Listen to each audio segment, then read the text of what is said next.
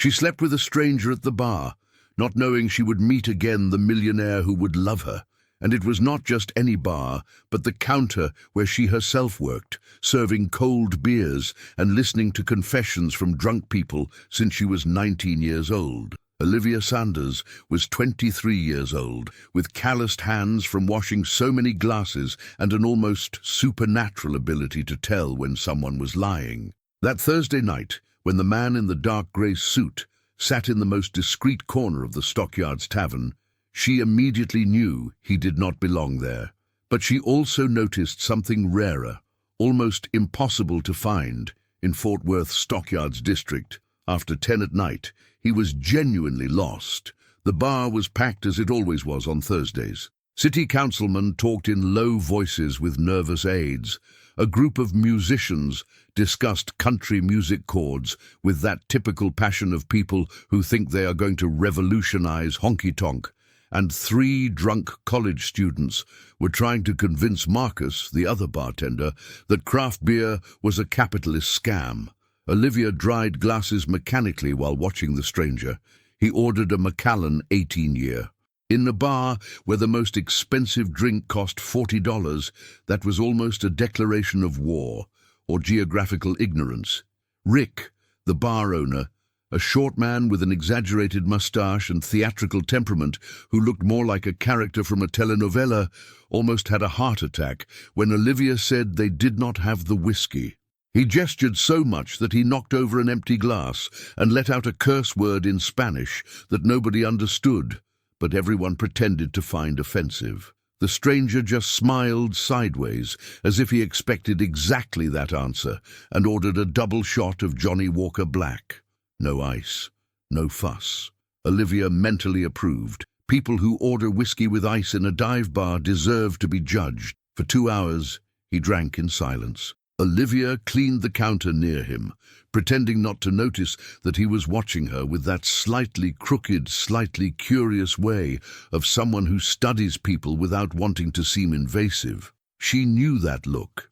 It was the same one she used to analyze customers when studying human behavior for her psychology exams. The difference was that he was good at it, discreet, almost imperceptible. Until Marcus, always without a social filter, and with that gift for awkwardness that only very sincere people possess, asked out loud, "Mister, are you waiting for someone or just running from someone? Because your face says funeral, but your suit says wedding." The stranger laughed. It was a low laugh, almost a sigh, and then he said something Olivia would never forget. "I am running from myself, but it seems I found myself here." Marcus rolled his eyes dramatically and went to serve another customer, muttering something about drunk philosophers. Olivia, however, stopped cleaning the counter. There was truth in that idiotic phrase, too poetic for someone drinking alone on a Thursday. She poured another shot, this time on the house, and said with that heavy Texan accent that made tourists smile, "Then drink up, hun, because pretty soon we are closing and you are going to have to go back to wherever you were running from. And look, by the way you are drinking, that place must be pretty boring." He smiled for real this time, a crooked smile, somewhat embarrassed, that made Olivia realize he was younger than he seemed. Maybe early 30s, maybe just too tired for his age. They talked about nothing and everything. He did not say his name. She did not ask. That was an unofficial bar rule. People who sit alone in a suit at a Stockyards dive bar do not want to be recognized. He talked about pressure, impossibly high expectations, living in a glass box where everyone sees you, but nobody really knows you. She talked about the exhaustion of waking up at 5 in the morning to run half an hour on the improvised track in the neighborhood before studying, working 12 hours straight, serving people who barely looked at her face, taking care of her mother who cleaned other people's houses until her bones hurt, and her teenage sister who dreamed of being a social media influencer while recording videos using the apartment complex stairs as a backdrop. "You run?" he asked with genuine interest. "Every day, only time my head stops screaming." He nodded as if he understood perfectly. "Me too. Trinity Park, 6 in the morning. 6 miles. That is when I remember I still have legs, and I am not just a floating head in meetings." Olivia laughed. The mental image of an executive in a suit turning into a floating head was too funny. "Must be nice running at Trinity Park," she said with a touch of envy. "It is flat there. In my neighborhood, either you go downhill and think you're going to die, or you go uphill and you are sure you are going to die. But at least the legs look good. Look at this." She lifted her jeans pant leg a little and showed her defined calf. He looked and nodded, impressed. Olivia did not know if she was flirting or just being awkward. Probably both. He laughed when she imitated Ashley recording TikTok dances in the middle of the living room, making duck faces and twerking, while Maria, their mother, yelled that it was indecent and that back in the day young ladies did not do those things. Ashley was 16 years old and had the impossible dream of going viral making makeup videos with products she could not buy. Marcus, who was listening to everything while pretending to organize bottles, let out a laugh and shouted, "Olivia, tell him about your dog." "Oh, Thunder!" She rolled her eyes. "I have a mutt named Thunder who is afraid of everything, literally everything. Afraid of rain, fireworks, plastic bags flying, motorcycle noises, cats, birds. Once he saw his own shadow and barked at it for 15 minutes. The stranger burst out laughing. A genuine, loud laugh that made some people turn to look. And his name is Thunder. Irony. Ashley chose it because she thought a strong name would make him brave. Did not work. When Rick announced he was closing, Marcus gave that knowing wink and said he would lock everything up alone, practically pushing Olivia out of the bar. She hesitated on the sidewalk. She was not the type who went out with strangers. Actually, in the last 2 years, she had barely gone out with people she knew. But that night, after receiving the eviction notice, after getting a D on a paper that needed a B, after serving a city councilman who had put his hand on her waist without asking permission, she simply did not want to be alone with her own thoughts. "Want to walk?" he asked. "Just walk. I promise I am not a serial killer. How will I know? Serial killers do not drink Johnny Walker. They drink cheap vodka." Olivia laughed. "Okay, but I do jiu-jitsu." It was a lie. She had never fought anything in her life except with her alarm clock every morning. But it worked. They walked through the Stockyards district, talking about random things. He asked about college.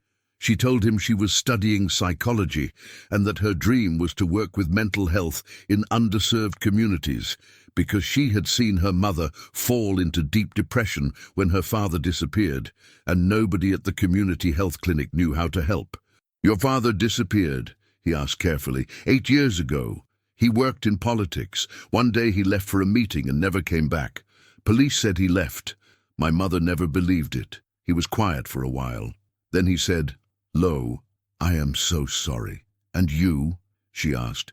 "Do you also have sad stories about rich families?" He smiled crookedly. "I have stories of impossible expectations, of always being someone's son, someone's grandson, the heir to something. Never just me." Olivia understood.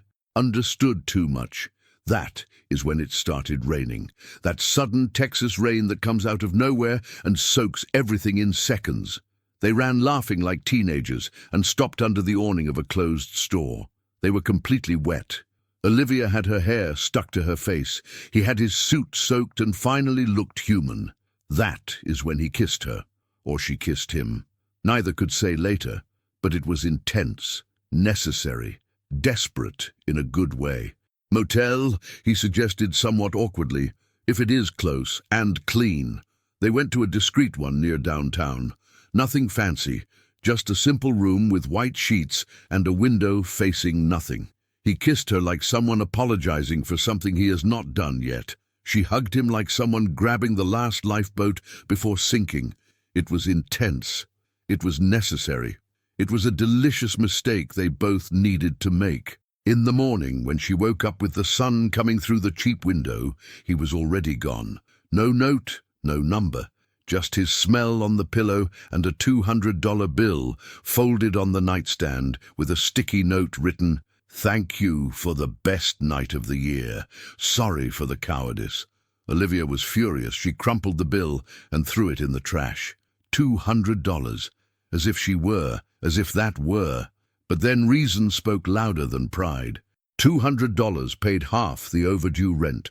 Maria needed blood pressure medicine. Ashley needed school supplies. She took the bill back, smoothed the folds, and put it in her pocket.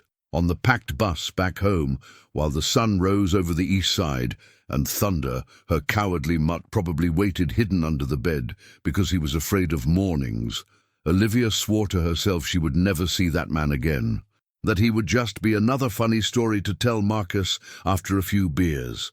The handsome stranger in the expensive suit, who did not know that dive bars do not serve Macallan. But the universe, as she would discover in exactly 3 days, had an especially cruel sense of humor and an excellent memory for details people preferred to forget. 3 days later, Olivia was serving canapés at a political event at the Fort Worth Modern Art Museum, wearing a black and white uniform that made her look like a penguin. It was not her usual job, but Rick had a questionable agreement with a catering company, and whenever they needed extra staff for fancy events, they called people from the bar who knew how to balance trays and smile, even while being treated like walking furniture. The pay was good, $150 for 6 hours, and she urgently needed money to buy books for next semester. Freud did not read itself, and the pirated copies from the library were all scribbled with useless comments from people who clearly had not understood anything about psychoanalysis. So there she was, in tight flats and a bun, balancing trays of French canapés that cost more than her rent among politicians in Italian suits and socialites in stiletto heels who treated her with that polite indifference reserved for people who serve and do not count. Marcus was also there, of course, because he accepted any extra work that paid cash, and had already made 3 sarcastic comments about the hypocrisy of a charity event where the guests' jewelry cost more than the annual budget of the benefited non-profit. The event was a cocktail fundraiser for some institution that nobody there really cared about, but that looked good on Instagram. Victoria Sanderson, the hostess, a woman in her mid-40s with a smile as sharp as a scalpel and an icy elegance that made anyone feel inadequate, circulated through the room, greeting everyone with that rehearsed charm of someone who was born knowing how to smile and stab at the same time. Olivia recognized her from the news, political strategist, powerful, dangerous, the kind of woman who destroyed careers before breakfast and still found time to do Pilates. That is when she saw the stranger. He was at the center of a group of men in suits, listening with that neutral expression of someone who is physically present, but mentally planning their own escape to a desert island. He wore a navy blue suit this time, perfectly cut, probably Italian, definitely expensive, and that aristocratic air of boredom that the very rich mistake for personality. Olivia almost dropped the tray of mini-leak quiches she was carrying. It could not be, but it was. The stranger from the bar, the coward of the $200, the guy who had disappeared in the morning like smoke. The man turned his head as if feeling her gaze burning his neck, and their eyes met. For 3 eternal seconds, neither moved. Olivia saw recognition in his eyes, saw surprise, maybe even embarrassment. And then he looked away, greeted someone important and turned his back, as if she did not exist, as if that night had never happened, as if she were just another invisible waitress serving important people. Olivia felt her face burn, anger, humiliation, and a strange pang of disappointment she did not want to admit, because it would be too stupid to care about a stranger who clearly did not care about her. Marcus, who had radar for other people's drama and never missed an opportunity to comment on other people's lives, noticed everything and whispered in her ear while grabbing more champagne. "Girl, you turned red as a roasted pepper. And you are looking at that rich guy like you want to shove the tray in his face. You know him?" "No, I do not know anyone." "Olivia, you are a terrible liar. That is why you always lose at poker." "Shut up, Marcus." She spent the rest of the night avoiding that side of the room, as if there were an invisible force field protecting the VIP area of the rich folks. But her ears, trained by years serving tables and hearing other people's conversations, picked up fragments of information. At the end of the event, when she was collecting empty glasses of expensive champagne near the exit, she heard two women in evening gowns commenting, "Did you see Benjamin Clark? They say he just closed a $15 million contract with the state. His company is responsible for half the winning political campaigns in the last 5 years. A technology genius. And single, can you imagine? Benjamin Clark, founder of Mindway, billionaire, technology and artificial intelligence genius, the man who controlled political narratives with algorithms so sophisticated he could make a corrupt politician look like a saint and a saint look suspicious. The man who sold election victories to whoever paid more. The stranger from the bar was one of the richest and most influential men in Texas, and he had left $200 on the nightstand as if she were a prostitute. Olivia laughed, a bitter, dry laugh that hurt her throat and drew some people's attention. Of course he was, because in her life, when something seemed too good to be true, it was exactly that, too good to be true. It was the universe's prank. It was cosmic irony. It was fate reminding her that poor girls from the East Side do not have movie romances. They have bar anecdotes at best. The next day, she woke up to her phone vibrating non-stop. 57 messages, 23 missed calls, Instagram, Facebook, WhatsApp, everything bombarded. With her heart racing, Olivia opened Instagram and saw it. Someone had posted a blurry photo of her and Benjamin leaving the motel 3 days earlier. The image was horrible, taken from afar, probably from an old phone hidden behind some car, but you could recognize them both. Her with her face half hidden, him in profile, but unmistakable in the expensive suit, even all wrinkled. The caption said, "Scandal. Mindway billionaire Benjamin Clark caught with call girl at cheap downtown motel. Is this the new hobby of the rich?" Comment. The profile was anonymous. Dallas Fort Worth, just gossip trash. 1,000 followers. Cheap Fort Worth gossip of the kind that circulates among bored people who like to judge other people's lives. But in 6 hours, the post had 15,000 shares, 800 comments, and was in local trending topics. Olivia felt the floor disappear beneath her feet, felt her stomach turn. She read the comments, each one worse than the previous. Calling her a gold digger, a slut, a hooker, a bunch of words she did not even know existed, but all meant the same thing. Worthless woman. At the university, it was worse than a nightmare. The looks were more violent than words. Cecilia, her best friend in class, the one she had studied all night with for exams, the one who had slept at her house when her father died, pretended not to see her in the hallway. She simply looked away and entered the classroom as if Olivia were a ghost. Or worse, as if she were contagious. A group of boys made obscene comments when she passed by the water fountain. How much did he pay? Do you accept Venmo? Is there a discount for broke college students? The laughter echoed through the hallway. Olivia kept walking, head up, eyes fixed ahead. She was not going to give them the satisfaction of seeing her cry.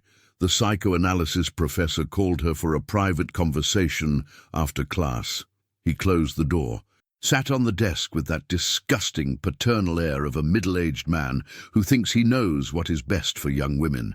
"Olivia," he began with that condescending tone she hated, "I know you are a good student, but maybe it would be prudent for you to take a leave of absence this semester until things calm down. You understand, right? It is for your own good. The university has a reputation to uphold." Olivia looked at him, saw hypocrisy, saw cowardice, saw a man who probably had mistresses and equal or worse problems, but who was there judging her because it was easier. "Professor," she said with that dangerous calm of someone who is 2 seconds from exploding, "I understand perfectly. You are saying I should give up my education because someone took a picture of me without authorization and made up a lie. Is that it? It is not quite like that. It is exactly like that. And the answer is no. I am not taking a leave of anything. I'm going to keep coming to class, taking exams, studying and graduating. And if anyone has a problem with that, the problem is theirs, not mine. She left the room without waiting for an answer. At the bar, it was even worse. Rick fired her in front of everyone. He yelled that he could not have this type of scandal associated with his establishment, that he had a reputation to uphold, that Olivia had embarrassed the bar, that she should have thought before, that respectable girls do not do these things. Marcus tried to defend her, argued that none of that was true, but Rick was unmovable, red with manufactured rage. "Get your things and leave. Now." Marcus threw his apron on the floor and left with her. "If she goes, I go. Your filthy establishment." Olivia left without crying. She was not going to give anyone that satisfaction. But when she got home, climbed the tight stairs of the apartment with legs heavy with exhaustion and humiliation, and saw her mother, Maria, washing clothes in the tiny sink, with that exhaustion rooted in her bones, with swollen hands from scrubbing so much, she collapsed. She told everything, between sobs, between anger and shame. She expected judgment. She expected disappointment. She expected maybe even a scolding, because mothers from poor neighborhoods do not accept scandal easily, and reputation is the only thing poor people have in abundance. But Maria just dried her hands on the flowery, faded apron, hugged her daughter tight and said, with that Texan wisdom that does not need a degree or philosophy book, "My baby, rich men are like cliffs, pretty from afar, but when it rains, they collapse on whoever is below. You did nothing wrong. You are human. And being human is not a sin, honey. What is wrong is these people judging without knowing the story." Ashley appeared in shorts and an old t-shirt with her phone in hand, as always, but this time not recording. "Sis, I deleted the mean comments on your Instagram, but there are some sick people on the internet, you know? I cursed them out. I think I'm going to be blocked, but it was worth it." Olivia hugged her sister. And for the first time that day, she felt she was not completely alone. 2 days later, 2 men in suits showed up at the apartment door. Grey blazer, blue tie, executive briefcase, that expensive cologne smell that sticks to you. They offered money. Lots of money, $50,000 for Olivia to sign a non-disclosure agreement, delete all social media, never talk about the subject again, and preferably disappear to somewhere far away for a few months. One of them, a guy with glasses and military posture, said with that condescending tone she was already tired of hearing, "Look, miss, it is for everyone's good. Mr. Clark does not want this to drag on. It is better for you too. With this money, you can restart your life in another city. You understand, right?" Olivia understood perfectly, understood everything. She took the envelope, opened it, saw the contract, read the perpetual silence clause, looked at the $50,000 in a check. For 3 seconds she considered it, because $50,000 paid all debts, bought medicine for Mom, supplies for Ashley, and still had enough left over to finish college without needing to work. Then she tore the contract and check in half and threw the pieces in the faces of the 2 lawyers. "You can tell your boss that he shoved $200 under my pillow as if I were a prostitute. Now he wants to buy me as if I were a disposable problem, but I am neither of those things. I am the person who is going to make his name my thesis topic. I am going to expose every lie, every manipulation, every dirty campaign of that company, and he is going to regret pretending I do not exist. Now get out of my door before I call everyone in the neighborhood to see 2 trust fund boys being chased away by the girl from the projects." The lawyers left quickly. Marcus, who had come to visit and had watched everything hidden behind the plastic curtain in the living room, applauded, standing up, laughing. "Girl, that was better than a soap opera." Maria shook her head, half proud, half worried. "Honey, you know that challenging rich men is dangerous, right?" "I know, Mom, but staying quiet is too."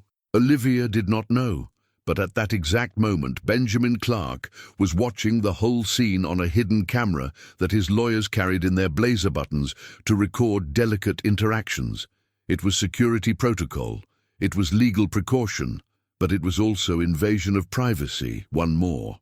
He watched Olivia tear up $50,000, watched her defend her own dignity tooth and nail, watched her expel two men trained in negotiation as if they were encyclopedia salesmen. And for the first time in years, Benjamin Clark smiled, a genuine smile of admiration, of respect, and perhaps something more dangerous, true interest. The thesis on digital manipulation became a healthy obsession. Or maybe not so healthy, but at least productive. Olivia spent hours at the TCU library researching algorithms, fake news, cybercrimes, social engineering, the psychological impact of defamatory campaigns, and how technology had turned lies into a profitable industry. Cecilia came back to talking to her after 2 weeks, but with that cold, polite distance of someone who does not want to be contaminated by the scandal, but also does not want to seem like a bad person. It was the type of cowardly friendship that Olivia decided she no longer needed in her life. Marcus became her unofficial research assistant and was loving it. He brought newspaper clippings, printed news about Mindway, made notes on colorful sticky notes, and created elaborate conspiracy theories about who was behind the profile that leaked the photo. "Girl," he said one day while they ate tacos at the farmer's market, "this algorithm thing is the devil's work. We think we are choosing what we see on the internet, but actually the internet has already chosen what we are going to think." It was Marcus who discovered that Benjamin's company had a controversial history. Political campaigns won with aggressive strategies on social media, rumors planted with surgical precision, narratives manipulated until they became truth in people's heads. Nothing illegal technically, but morally dubious, like climbing wet stairs in socks. Olivia wrote down everything, every detail, every contradiction, every public contract, every suspicious campaign. She was assembling a puzzle of millionaire dishonesty, and each piece that fit gave a dangerous satisfaction. But then things started to get really worse, and they stopped being just internet scandal to become real threat. First, there were the anonymous messages, hundreds of them, daily, in Instagram comments, on Facebook that she barely used, on WhatsApp with unknown numbers, insults, threats, photos of her on the street, on the bus, at the university entrance, going into the library, buying bread. Someone was following. Someone was documenting every step. Someone knew exactly where she lived, studied, breathed. Olivia blocked the number. 10 others appeared. She blocked those. 20 appeared. It was digital hydra. Cut one head, 3 grow. Then her social media was hacked. Passwords changed without her authorization.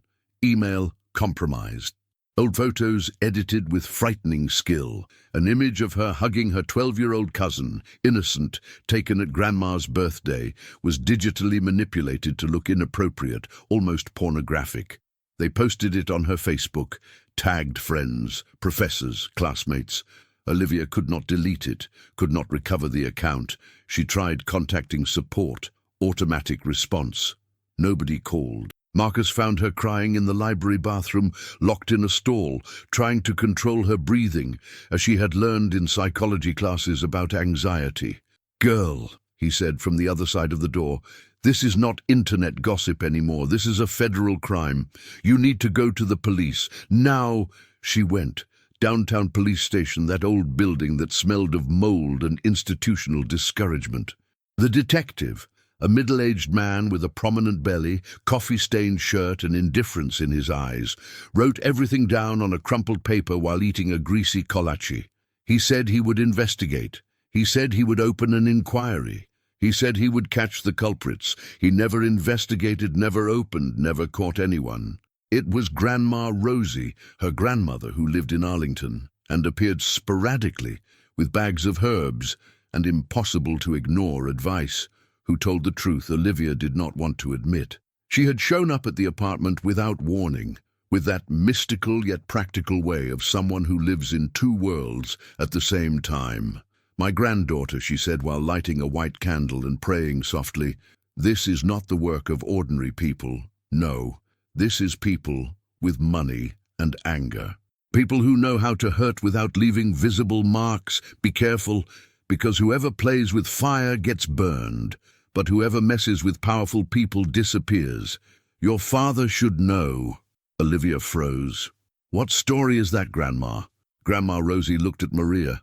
Maria looked away. There were secrets in that house that nobody wanted to unearth. Olivia did not sleep anymore. She woke up in the middle of the night with her heart racing, checking if anyone had broken into the house. Thunder, her cowardly dog, had started sleeping under her bed, trembling. Ashley had stopped posting on social media because she was afraid of being hacked too. Maria prayed the rosary every night, the beads sliding between her calloused fingers, asking for protection for her daughters. And then Benjamin appeared. He did not send lawyers this time. He showed up personally at night at the apartment door, alone, in faded jeans and a simple black t-shirt, without bodyguards, without an executive pose, without a power mask. He looked smaller, more human, almost vulnerable. Thunder barked like crazy, but when Benjamin crouched down slowly and extended his hand with patience, the cowardly mutt calmed down, smelled him, and let himself be petted behind the ear. It was almost funny. Even a cowardly dog trusted him more than Olivia did. "What do you want?" Olivia asked from the door, arms crossed, all the anger of 2 weeks concentrated in 4 words. "To protect you." She laughed with genuine mockery. "You destroyed me. Now you want to protect me? Is this a joke? Because it is not funny. I was not the one who posted the photo. I was not the one who hacked your accounts. I am not the one stalking you, but I know who it is." Benjamin entered uninvited, but with that careful meekness of someone who knows he is not welcome. Maria appeared from the tiny kitchen in flip-flops and a flowery apron, ready to expel any invader. But Benjamin greeted her with genuine respect, asked if he could sit, and when Maria said yes with Texan suspicion, he sat on the edge of the old couch, as if afraid of breaking it. And he told everything. Gael Farias, 35 years old, former Mindway employee, programming genius since he was 14. He created systems that seemed like magic, but he had problems, obsessions, sick fixations. He was fired 6 months ago for unethical conduct when they discovered he was using company tools to stalk an ex-girlfriend who had broken up with him. Since then, obsessed with destroying Benjamin, and now using Olivia as a weapon. He has cameras, bots, hired hackers, he explained. He knows how to manipulate algorithms to make content go viral, how to hack accounts, how to plant doubts. And he will not stop, because in his sick head, destroying you is destroying me. Olivia sat down slowly. "Why do you care?" Benjamin hesitated. The question was simple, the answer complicated. He looked at his own hands as if looking for words on the floor. "Because you are the only person in the last 5 years who looked at me and did not see money, power, or usefulness. You saw me as a drunk idiot running from himself. And you were right. And because I spent the last 6 years building an empire based on manipulating truths. And now I am seeing what that does to real people. And I cannot sleep. Not even running helps anymore." "You run?" Olivia asked, surprised. "Every day, 6 miles, Trinity Park, 6 in the morning. That is when I remember I have a body and I am not just a brain stuck in an office. But lately, not even that works, because I close my eyes and see you being destroyed by a machine I helped create." There was a heavy silence. Maria made coffee without asking anything. Ashley appeared in unicorn pajamas, saw Benjamin and almost fainted dramatically. "Oh my God, it is Benjamin Clark, the Mindway guy. Olivia, you kissed him? Oh my God, this is better than any Netflix series." "Ashley," Maria warned. "Sorry, Mum. But it is true. Everyone in the neighborhood is going to know about this by tomorrow morning, right?" Olivia grumbled. Benjamin smiled. It was a small smile, somewhat embarrassed, but genuine. He explained the plan. Install a digital security system on her networks. Change passwords, activate two-factor authentication, create blocks. Hire a lawyer specialized in cybercrimes. Track Gail. But Olivia interrupted him with her hand raised. No, I am not going to accept charity. I am not going to accept you solving my problems with money because you feel guilty. It is not charity. It is responsibility. I created Mindway to help people win elections, to give voice to candidates without structure. It was supposed to be a democratic tool, but along the way, I let people like Gail turn it into a weapon. I am guilty of this, and you are paying for mistakes that are mine. Olivia studied his face. Exhaustion, deep dark circles, genuine guilt, something that looked like real remorse. Okay, she gave in. But I am not stopping the thesis. I am going to keep exposing everything. I am not asking you to stop. And I am going to put Mindway's name on every page, with proof, with documents. I know, and you still want to help me. Benjamin held her gaze. I want to know you for real, without masks, without lies, without $200 on a nightstand. Because that night at the bar, for the first time in years, I was just me. Not the CEO, not the genius, not the heir. Just a tired guy drinking bad whiskey and talking to someone real. And that scares me more than any lawsuit or public exposure. Olivia did not know what to say. His sincerity was disarming. Then Maria, with that practical wisdom that only a poor mother has, brought more coffee in an old plastic mug and said, "Young man, you can have money. But humility is something you cannot buy at the mall. If you are here, sitting on our old couch, drinking our weak coffee, it is because my daughter really got to you. And if she got to you, it is because God wanted it. Now sit there, drink this coffee I made with love. And tomorrow, you come back and bring a pie. Because a visit without pie is not a real visit, no, sir." Benjamin accepted the coffee, drank it slowly, and for the first time in a long time, he felt he was exactly where he needed to be, even if it was in a small apartment with an old couch and a cowardly dog, because there was something there that his luxury penthouse never had: truth. Gail Farias lived in a chaotic apartment in the near South Side, a studio of 40 square meters that looked more like a B-movie villain's lair. Monitors everywhere, each displaying lines of code, social profiles, hacked security cameras, old pizza boxes stacked in a corner, energy drink cans forming unstable pyramids, accumulated trash that nobody took out because he had not left home for weeks. He just typed, created fake profiles with generic names, manipulated photos with software that made lies indistinguishable from truth, planted rumors with surgical precision. His obsession with destroying Benjamin had become a clinical disease. On the wall, photos of Benjamin printed and crossed out with red marker, news about Mindway torn and reassembled like a psychotic puzzle, and in the center, several images of Olivia. Her arriving at the university, her buying bread, her running in her neighborhood. Gail smiled at the screen while typing another defamatory post. Benjamin tried to track him. He hired the best cybersecurity specialists money could buy. But Gael was good, very good, better than anyone Benjamin had ever met. He used cascading VPNs, encrypted servers in countries with no extradition treaty, ghost networks that appeared and disappeared like smoke. It was like hunting a shadow. But Gael made a mistake, a small mistake, almost imperceptible, but fatal for someone like Olivia, who had spent 3 semesters studying criminal behavior and forensic psychology. He posted a photo of Olivia taken from inside the TCU campus at a specific angle that could only be accessed by someone with a student or employee login. The photo showed her leaving the library carrying books. The angle was from above, slightly to the right. There was only one security camera in that position, and it was in a restricted hallway. Olivia noticed. She showed Benjamin one afternoon when he had shown up at the apartment with a carrot cake from the most expensive bakery in Fort Worth, strictly following Maria's order. "Look at this." She pointed at the phone. "This photo was taken from the security camera on the 3rd floor." He has access to the university's camera system.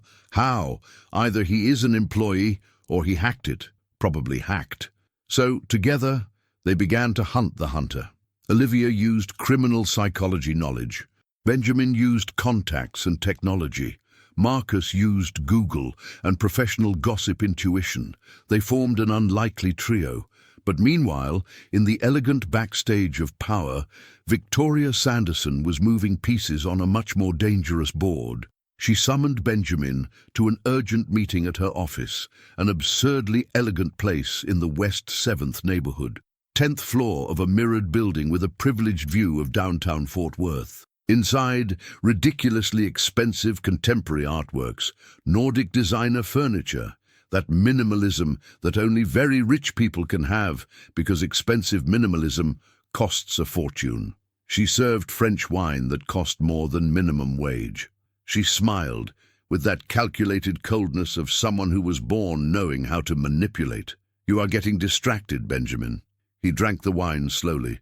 "I do not get distracted easily." "She is poor," she said, as if she were commenting on the weather. "No connections, no political future.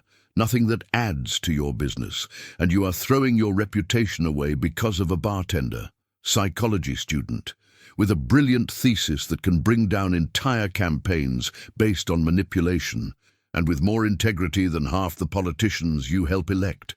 Victoria tilted her head like a snake studying prey. "Do you love her?" Benjamin did not answer, because he did not know, or he knew, but did not want to admit it. "Because if you do, you need to understand that love does not pay bills, does not save companies. I pay $10 million a year for Mindway's services.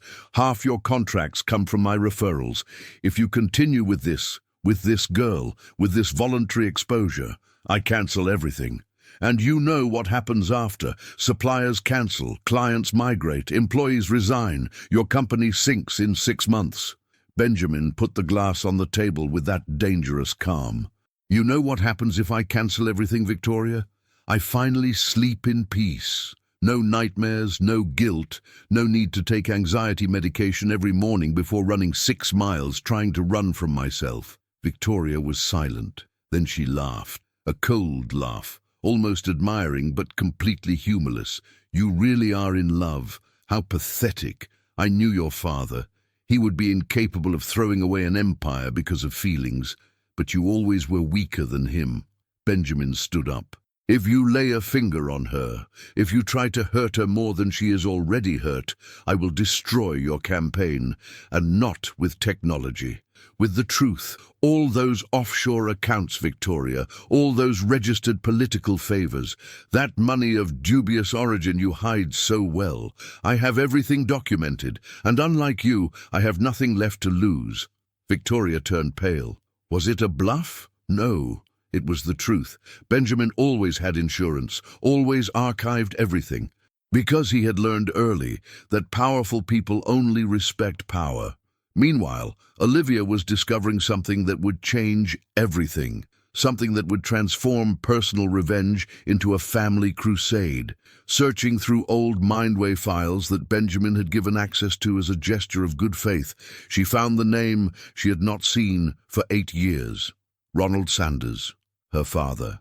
He had worked as a campaign coordinator in a municipal election 8 years ago, election for mayor of a Fort Worth suburb. The campaign used Mindway's services in its initial phase. Ronald had discovered irregularities, data manipulation, creation of fake profiles to attack the opponent.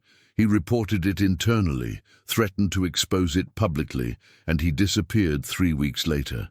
No body, no trace, just a cold letter saying he was leaving to restart life in another state. Maria never believed it. Olivia did not either. A man who loved his family does not disappear without explanation. Olivia confronted Benjamin on a Sunday morning. He had gone running with her for the first time. They woke up early, 6 o'clock, and went to the improvised track the community had made on an abandoned lot. Benjamin quickly realized that running uphill in her neighborhood was infinitely harder than running at Trinity Park. He almost died on the first climb. "Jesus," he gasped, "you do this every day, every day." And did you think I was going to go easy on an office CEO? She did not go easy. He kept up as he could. When they finished the 3 miles, he was red, sweaty, and questioning all life decisions that led him to that moment. That is when she showed him the documents. Did you know? No, I swear I did not. At that time I was out of the country closing contracts in Europe, raising investment, trying to expand the company internationally. The one who managed these local operations was Gail. All the operational part was his responsibility. Gail? Yes. Olivia felt the world spin. Everything made sense now. Gail's obsession with destroying her was not just revenge against Benjamin. It was fear. Fear that she would discover the truth about her father. Fear that buried secrets would resurface. Fear that someone would finally connect the dots. Marcus, always practical and slightly dramatic, summarized when she told him later, "So the guy who is stalking you is the same one who made your father disappear. Girl, this is not a thesis. This is a book, or a movie, or a 3-season Netflix series. With that budget they spend all on unnecessary CGI. Olivia did not find it funny. She wanted justice. She wanted answers. She wanted her father back, or at least to know what had happened to him, and Benjamin promised she would have them. He promised with that frightening sincerity of someone willing to lose everything to keep his word. But Gail was one step ahead, because obsessed people are always one step ahead until the moment they trip over their own delusion. He hacked Mindway's security system. He invaded servers that were supposedly impenetrable. He stole all the confidential data Benjamin had stored, contracts with illegal clauses, compromising emails, private conversations with corrupt politicians, dirty strategies from campaigns that had won elections, everything, years of documented dirt. And he threatened to leak everything to the press, but not immediately. First, he sent a message to Olivia, direct message, on the new Instagram she had created. "Withdraw the thesis and disappear, or your billionaire boyfriend becomes national headline and you will never know what happened to your father. Choose." Olivia showed Benjamin. He read it, reread it, and realized the moment of impossible choice had arrived. Save the company or save Olivia, save reputation or save conscience. Be the man he always was, or become the man he wanted to be. He chose Olivia.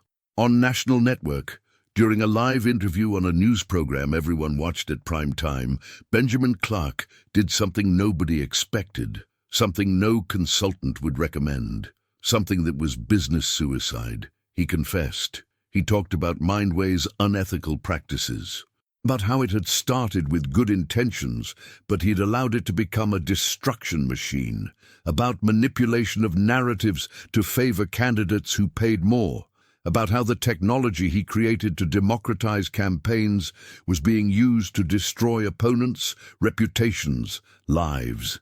He apologized publicly, not to Olivia specifically, because she had asked not to be mentioned, but for her. Everyone who knew the story understood. Gail watched everything live from his chaotic apartment, saw Benjamin destroying himself professionally, saw Mindway losing value in real time, saw clients cancelling contracts by email while the interview was still on the air, and he realized he had lost, because Benjamin had done the only thing he did not expect, that he did not calculate, that did not enter any algorithm. Give up power voluntarily. The police finally acted, because public confession forced investigation. Gail was arrested 3 days later. They found enough evidence for formal charges, system invasion, digital stalking, threats, and when they investigated deeper, they found connection to Ronald Sanders' disappearance 8 years before. Victoria Sanderson resigned from the race when data Benjamin threatened to leak started circulating anonymously. She never knew it was him. Or maybe she knew and pretended not to know, because powerful people always pretend not to know when it suits them. Mindway lost half its clients in 1 month. Stock plummeted. Employees resigned. Benjamin lost millions. His luxury penthouse was sold to pay compensation. His imported car became a memory. His billionaire status evaporated like water on hot asphalt. But he gained something money never bought, something power never gave, something success never brought: peace, dignity, and Olivia. 3 months after the national scandal, after the live confession, after Gail's arrest and Mindway's vertiginous fall, Olivia was at the TCU library, reviewing her thesis for the 12th time. The text had grown organically like a living creature. It had started as academic work on digital manipulation. It became journalistic exposé. It became political manifesto.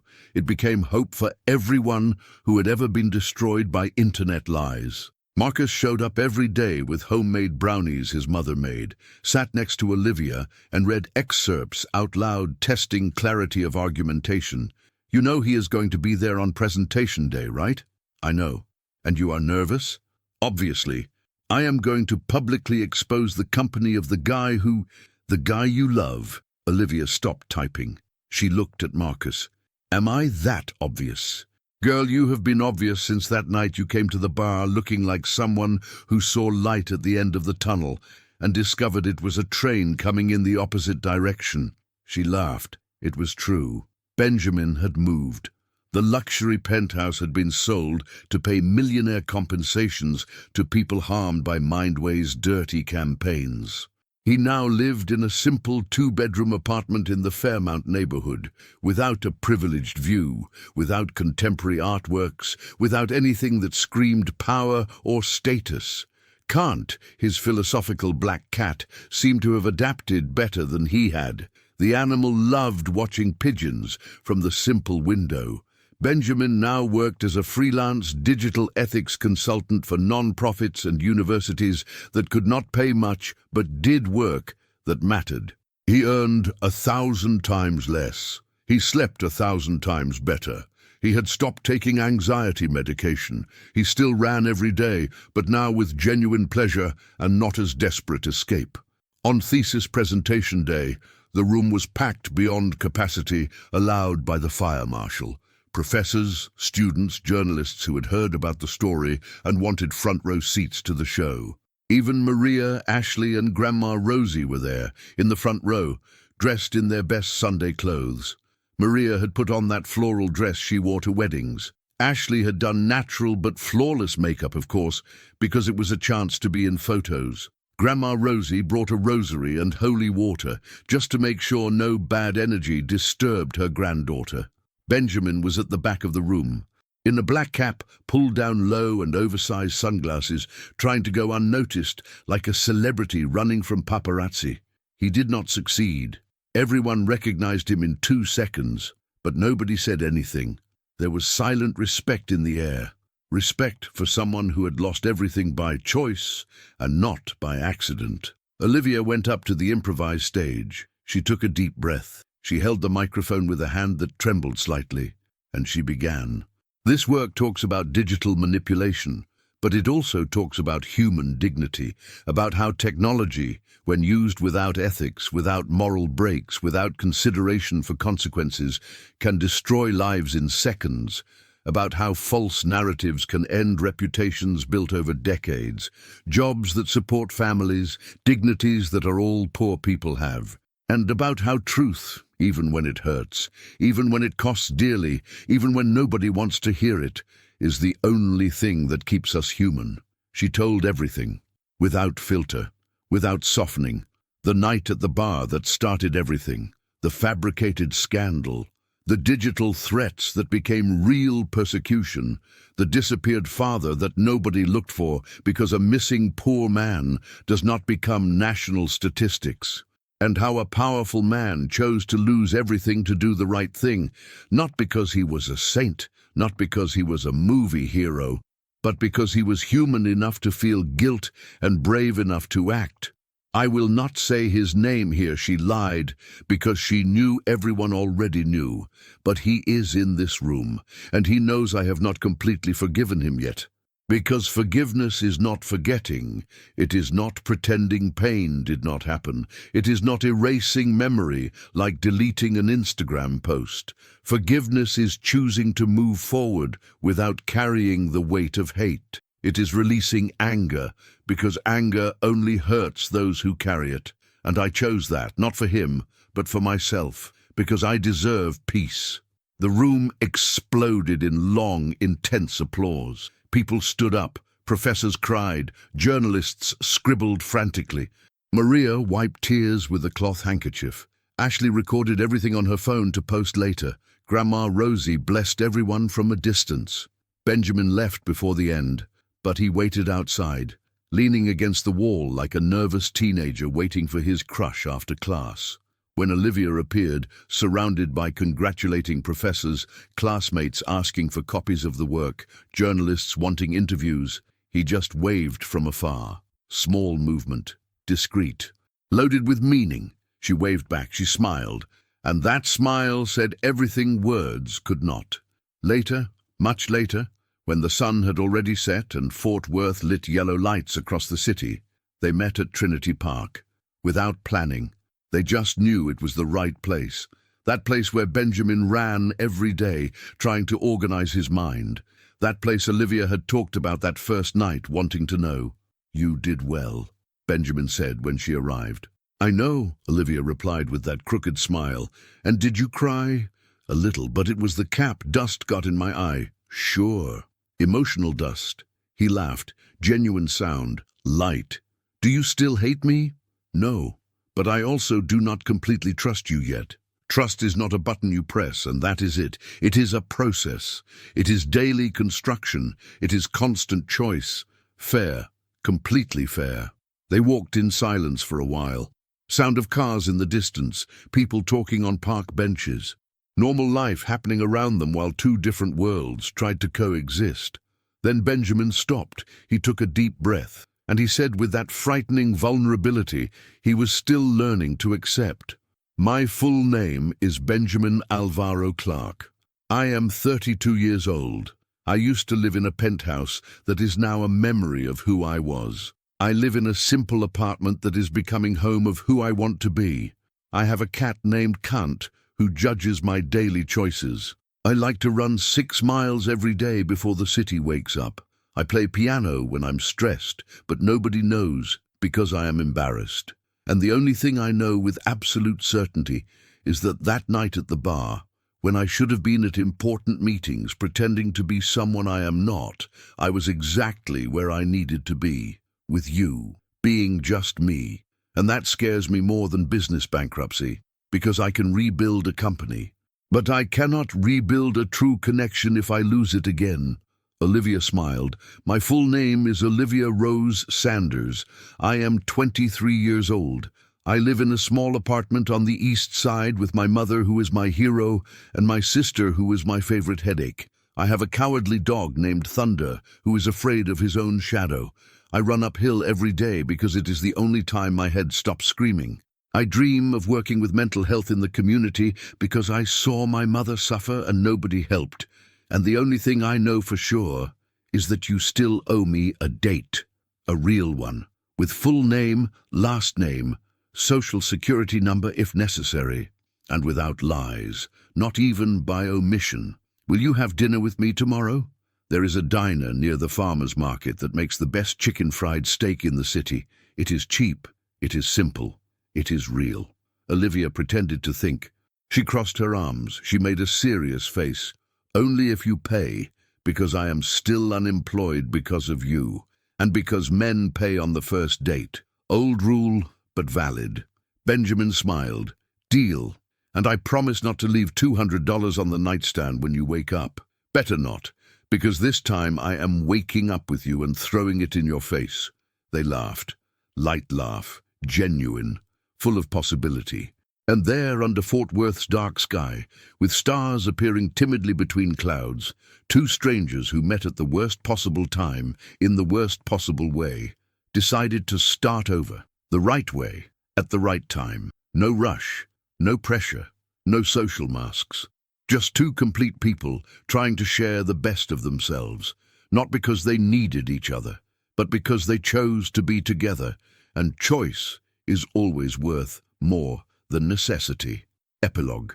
1.5 years after the scandal, the fall, the restart, Olivia was giving a lecture at an international digital psychology conference in Austin. Huge auditorium at the convention center, 500 people, live broadcast to 20 countries. Her thesis had become a scientific article published in a prestigious journal. The article had become a book that surprisingly sold well. The book had become mandatory reference in communication and digital ethics courses throughout the United States. She was no longer the scandal girl. She was no longer the victim of the viral photo. She was Olivia Sanders, researcher, newly graduated psychologist, specialist in psychological impact of digital manipulation. She was the woman who had transformed personal trauma into public knowledge. Benjamin was in the audience, no longer the billionaire CEO in Italian suits, just an ethical technology consultant who worked with non-profits, public universities and social projects. He had sold what remained of Mindway to a foreign investment group with the condition they completely change the name and mission. He used the money to pay all pending compensation. He created a fund for victims of online defamatory campaigns. And he kept enough to live simply for a few years while discovering who he really was without the surname weighing him down. And he was happy, genuinely happy, for the first time since he could remember. After the lecture that drew standing ovations and autograph requests that still seemed surreal to Olivia, they went to walk on Congress Avenue. Sunday afternoon, pleasant sun, people rollerblading, skateboarding, walking with dogs, living normal carefree lives. Olivia wore a shirt with the logo of the non-profit where she worked 3 times a week, seeing patients from underserved communities. Benjamin carried a heavy bag with books they had bought at Book People because they both had book addictions no amount of money in the world could cure. "How is Thunder?" he asked. "Fat and happy." Ashley turned him into a canine influencer. His profile has 120,000 followers. He makes more than I do with dog food sponsorships. It is embarrassing. Benjamin burst out laughing. "And can't?" Still judging me daily. "Yesterday he stared at me for 5 minutes straight while I ate pizza straight from the box. It was humiliating. Cats have this power to make you feel inferior." They laughed. That light laugh of a couple who has known each other long enough to have inside jokes, but not long enough to have forgotten how to laugh together. "You know," Olivia said, stopping in front of a large bookstore window, "sometimes I think about that night at the bar. And I wonder what would have happened if you had said your real name right from the start." Benjamin thought seriously. "You probably would have run away, or punched me, or both simultaneously." "Probably," she agreed, "but also probably I would have lost the opportunity to know you for real. Without the filter of money, power, reputation, I knew you first as a person, as a vulnerable human, and that changed everything. So it was good I lied?" "You did not lie. You just omitted relevant information strategically. Olivia, that is literally the definition of lying. Not for a psychologist. For us, that is a defense mechanism." He shook his head, laughing. "You and your technical definitions to justify questionable behavior." They stopped in front of another bookstore window. Olivia's book was featured. New edition, redesigned cover. On the front, title in bold letters, "She slept with a stranger at the bar, not knowing she would meet again the millionaire who would love her. A true story of digital manipulation, love, and new beginnings." "You really kept that title?" Benjamin shook his head, half incredulous, half proud. "It is the most clickbait title I have ever seen in my life," Marcus insisted. He said if it sold well on the internet, it would sell well in bookstores. And he was right. The publisher wanted to change it to something more academic and boring. I fought to keep it. It is horrible, but it worked. We sold 85,000 copies. It is in its 3rd edition. There are people doing theses about my thesis. It is too meta even for me. Benjamin hugged Olivia from behind, in that protective yet affectionate way, and whispered in her ear, "You know I love you more than Kant loves judging people, right?" She turned in his arms and kissed him. A long, slow, calm kiss, the kind from people who have time, have certainty, have a future ahead. I know, and you know I love you too. But if you do something stupid, I will put it in the next book, with full name, social security number and address. Fair, completely fair and threatening in just the right measure. They returned to Fort Worth by night bus because flights were expensive and both had learned to value economy. Maria made that rice with chicken that was her specialty and that Benjamin had learned to love, even though it was strange at first. Ashley showed the latest viral video of Thunder, where the dog was taking a bath and shaking dramatically, pretending he was dying. It had 2 million views. Grandma Rosie blessed them both, threw rock salt around, and said prophetically that marriage was near and that she wanted to die first to watch from heaven's balcony. Nobody corrected her on the faulty logic of the statement. Benjamin stayed to sleep, not in the luxury penthouse he once had with privileged views and designer furniture, but on the old, comfortable couch in the simple 3-bedroom house Olivia had rented with book money in a quiet neighborhood. Thunder slept at his feet. Kant, who had come along because cats do not stay alone without destroying apartments, slept on the headboard, silently judging everyone. And while the world outside kept spinning, full of lies, fake news, corrupt power and social masks, inside there was only truth and genuine love, and the absolute certainty that some strangers meet exactly when they need to, not before, when they would be unprepared, not after, when it would be too late, at the right time, even if it is in the wrong place, even if it is in the most unlikely way possible. Because life is not a movie script where everything happens perfectly planned.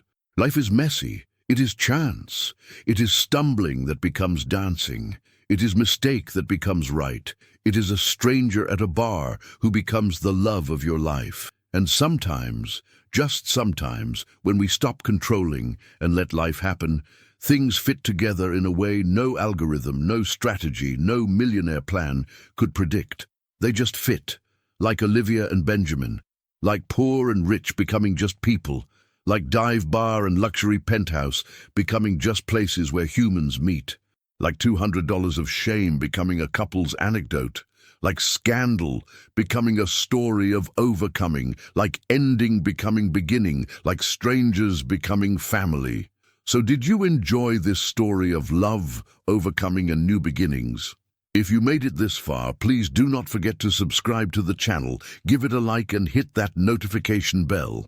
By doing so, you will be helping other people, just like you, receive good stories like this one. Your participation makes all the difference, so we can continue bringing content that moves and inspires. Thank you so much for being here.